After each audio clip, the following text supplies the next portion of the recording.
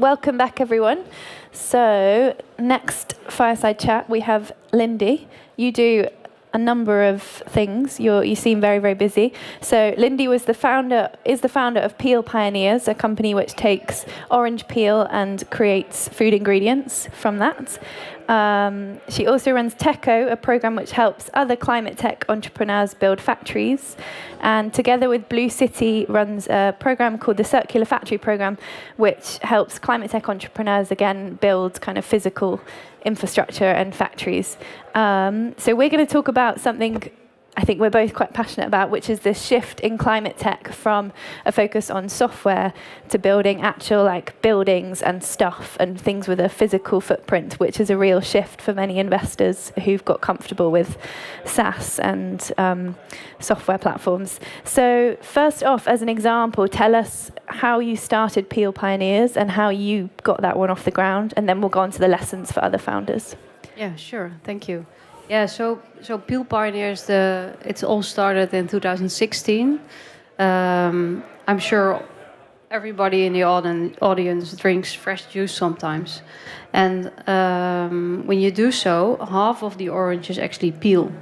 And that peel was being incinerated and was treated as waste. And that's actually quite a shame because there's ingredients in there. And when the whole trend started in the Netherlands that we could fresh juice our juice in the supermarkets, we found out that there's actually a very big waste stream in the Netherlands, which we could use. So we decided to set up a company, we were now in the stage that we have a big factory in Den Bosch. We process 30 kilotons of peel every year into food ingredients, so flavor and fragrances, dietary fibers, and the like. And it's been quite a journey. And those products are sold on to other businesses? Is that how the model would work? Yeah, so the ingredients are sold to, for instance, a bakery who produces muffins. We can also go to vegetarian alternatives, meat alternatives, and there's all kinds of applications. So we're really an ingredient supplier. Okay. And how, because as I said in the opening, it's super different to build a software business with no physical presence. To build a factory is completely different. What did you learn from that process? What were the kind of main challenges? Yeah, so starting up your own business is hard as it is. So whether it's software or hardware or whatever, I think it's a challenging journey. But specifically, when you want to build a factory, there's some additional stuff which is complicated. One of them, of course, is the technology factor. Is okay, how do you do R&D and how do you scale up technology towards a scale which is actually commercially viable? So that's one challenge. But there's also the challenge of if I'm able to make a product in the lab, I'm not yet able to supply the product to a potential customer because that customer is in need of huge amounts. Yeah. And for enabled to supply those amounts, I have to have a factory. And then the investor says, well, but you first have to sell the product before I'm going to invest in you so you can build a factory. So it's a bit of a chicken and egg situation, and that you have to break through. Mm-hmm. I've heard a lot of people talk about this kind of loop you get stuck in. How did you overcome that? And what does your kind of cap table or capital mix look like to have done that?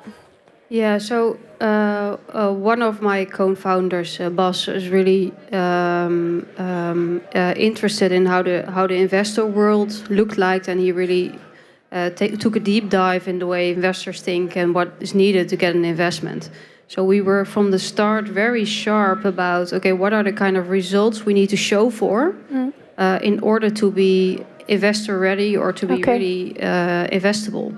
And one of those things is, I already talked about it, you need to sell your product even before you can supply it.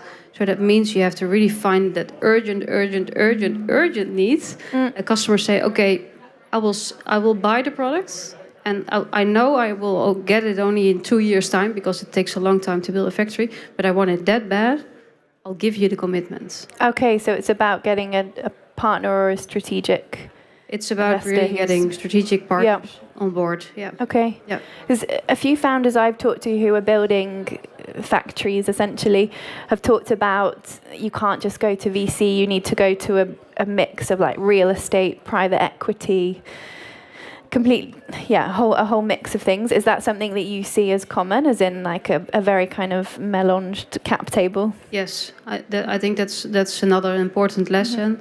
It's not only equity. So it's partly subsidies, it's partly bank loans, which is very challenging to get, especially in a demo phase. Yeah. And it's equity because otherwise it won't work. So it's really the combination of different kind of funding. And have you, because we talked about that there was this move within climate tech from software to hardware, do you think investors, traditional venture capital investors, are cottoning on to that shift? Are they realizing they'll have to think of ways to back riskier things with physical presences, or is it still quite slow? Well, I think we need to. So if we're all talking about sustainable transitions, and eventually it's about products becoming more sustainable, it's not about software becoming more sustainable. That also needs to be done, but as long as our food is not produced in a sustainable way, as long as our products are not produced in a sustainable way, then what about the transition, right? So there's a must. If we are going to proceed with this, and I think we must, then there also needs to be money for building physical infrastructure, sites, factories, and that kind of stuff. But it's also a challenge because there's not a lot of experience. Also not, and I don't know how it is for the rest of the world, but specifically for the Netherlands, there's not a lot of experience both in at the investor side, but also not really at the entrepreneurial side. And how do you actually build a factory? How do you scale up a technology? It's there's a limited amount of people who have done this before. Are the founders that you see going into kind of climate hardware factories, are they a different breed from typical software or typical startup founders? Is it attracting a different category of experience into the sector, do you think? Well, to become an entrepreneur, you need to be quite brave, right? And this is brave, extra brave, maybe, but still. And also, you have to have some affinity, of course, with technology, and not be afraid of really deep diving into energy uses, mass balances, PINIDs, and all kinds of new words you learn when you start doing this. Okay, and because your focus now is on advising other people to get their factories off the ground, what are kind of one or two key lessons that perhaps you wish you'd known at the start of PeelPioneers and you're trying to put on to the next cohort? Yeah, so indeed, so with the Circular Factory program, we're trying to help more companies who have the ambition to really build a factory to get at that point. Because we see a lot of those startups actually, let's say, lagging at the end of the pilot, and then there's a ambition to build a demo, but then it's difficult to get an investor, etc. And that chicken and egg where I just talked about. So the kind of help we're trying to give them is one. Being really, really clear about the kind of results you need to show your investors to be investor ready, and that includes, for instance, the selling your product even before you can really supply, but also a lot about if you have done a pilot, and from that pilot you have produced an on-spec product. That doesn't mean your pilot is ready, because from that pilot you need to extract the data the engineering firm needs to get to a demo design. And these kind of tricks we try to learn, but also it's also very important to connect them to the right people who have already done this before. And for me, that has been a huge search during the years of PeelPioneers, and now I hope to make that search easier for other entrepreneurs. Okay. And are there, because I guess it's easy to talk in kind of abstract about factories, are there particular subsectors within the climate transition that you wish more people would build something for? Or if you could have people walk through the door to a program with, I want to build this factory, what would it be? What's the kind of most urgent need? Well, for me, but it's also personal, where you have affinity with, and I love to look at both.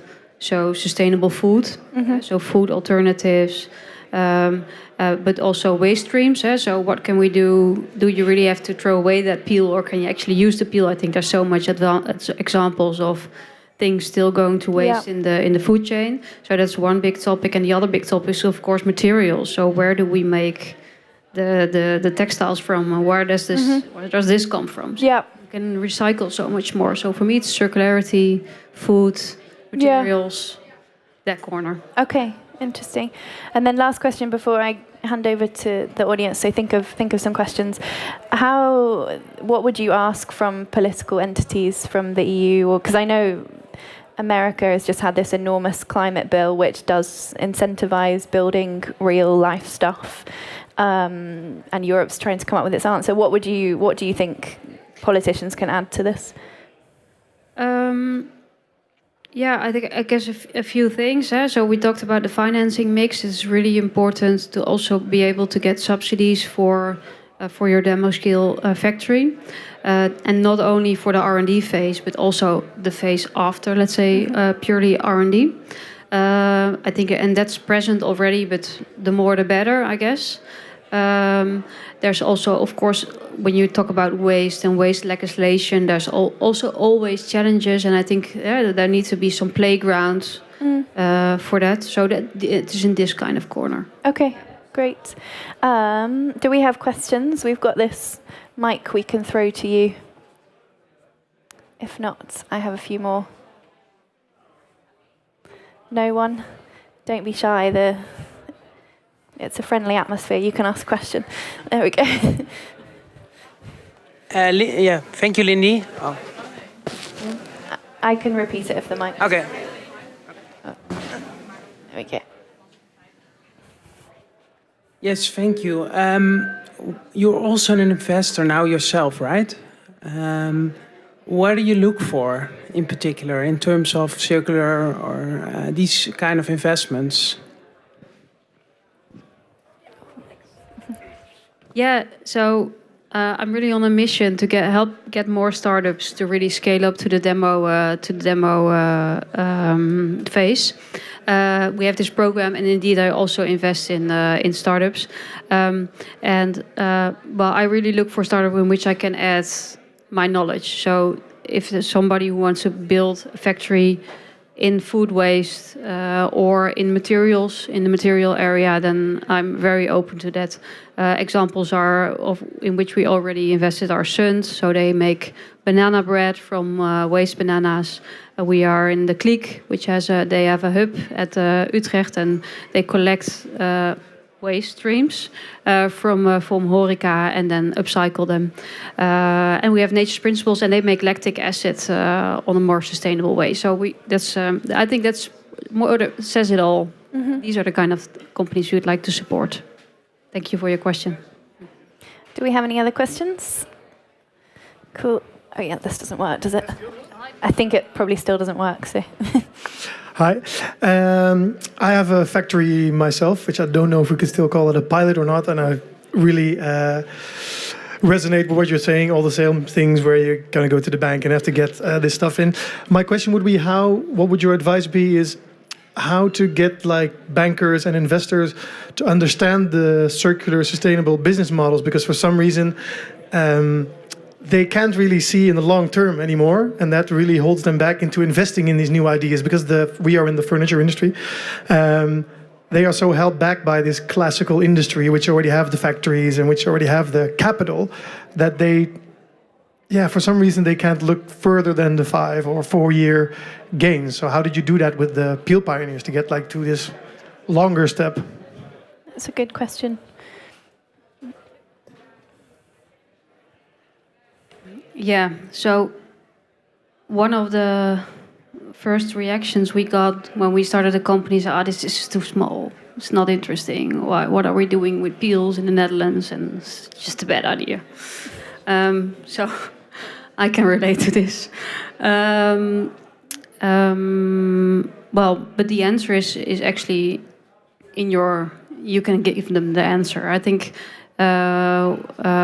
what we did is actually show them, actually, if you go to Spain or you go to California, there's so enormous amount of orange peel. And if we can do it here, then we can do it there as well. And of course, yes, that's already, in those countries, there's already an installed base. That's true. But at the same time, here, there's not an installed base, so we can start here. So we could show them that this is a great starting place. And then we could, once we got a competitive value proposition and business model, you can really go to the volumes. So I think you can convince them by showing them the step-by-step approach that you cannot conquer the world in one day, right? That's not how it works. It would be great though, but it's not how it works. So conquer the Netherlands today and then conquer the world tomorrow. That's the answer. I hope that helps. Keep going, yeah.